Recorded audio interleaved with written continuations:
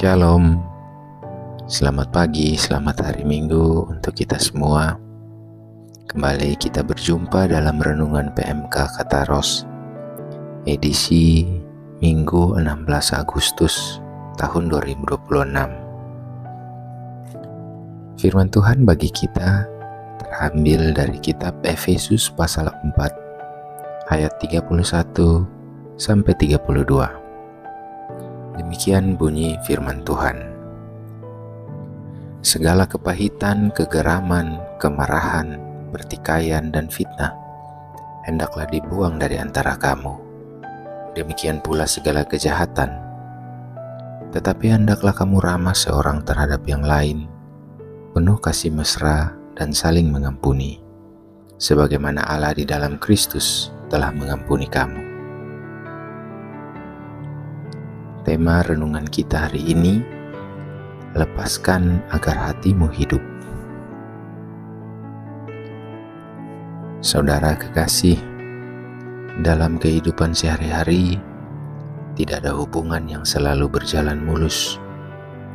Perkataan yang menyakitkan, sikap yang mengecewakan, atau pengkhianatan dari orang terdekat sering meninggalkan luka yang sulit untuk dilupakan.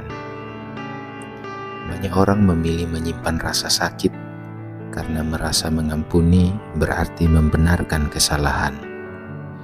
Akibatnya hati dipenuhi kepahitan, kemarahan, dan keinginan membalas.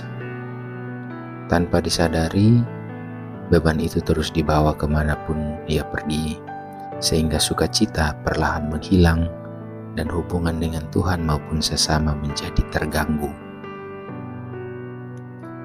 Renungan dalam Efesus 4 ayat 31 sampai 32 mengajarkan agar segala kepahitan, kegeraman, kemarahan, pertikaian, dan fitnah dibuang, lalu diganti dengan sikap ramah, penuh kasih mesra, dan saling mengampuni, sebagaimana Kristus telah mengampuni kita.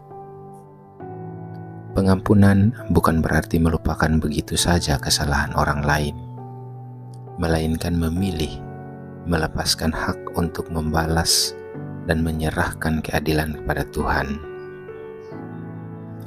Kristus telah memberikan teladan yang sempurna ketika Ia mengampuni manusia yang berdosa melalui pengorbanannya di kayu salib.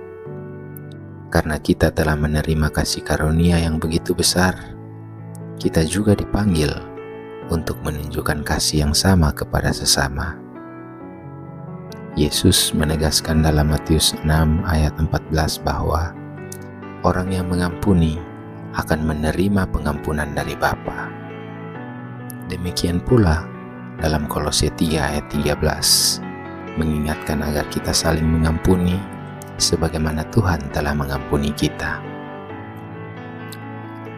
Pengampunan memang tidak selalu mudah, terutama ketika luka masih terasa.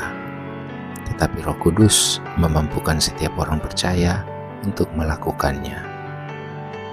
Ketika kita memilih mengampuni, hati kita dibebaskan dari belenggu kebencian, dan damai sejahtera Tuhan akan memenuhi hidup kita. Pengampunan bukan hanya memulihkan hubungan dengan sesama, tetapi juga memperdalam hubungan kita dengan Kristus yang terlebih dahulu mengasihi dan menerima kita tanpa syarat. Marilah kita belajar melepaskan setiap kepahitan yang masih tersimpan dalam hati, lalu datang pada Tuhan, serahkan luka yang ada, dan minta kekuatan untuk mengampuni dengan tulus. Mungkin prosesnya tidak terjadi dalam sehari, tetapi setiap langkah ketaatan kita akan membawa kebebasan yang sejati. Ketika hati kita dipenuhi kasih Kristus, kita mampu menjadi pembawa damai, membangun kembali hubungan yang retak, dan memancarkan kasih Tuhan kepada setiap orang di sekitar kita. Saudara, mengampuni bukan berarti luka itu tidak pernah ada, tetapi memilih agar luka itu tidak lagi menguasai hidup kita. Demikian renungan hari ini. Tuhan Yesus memberkati kita sekalian. Shalom.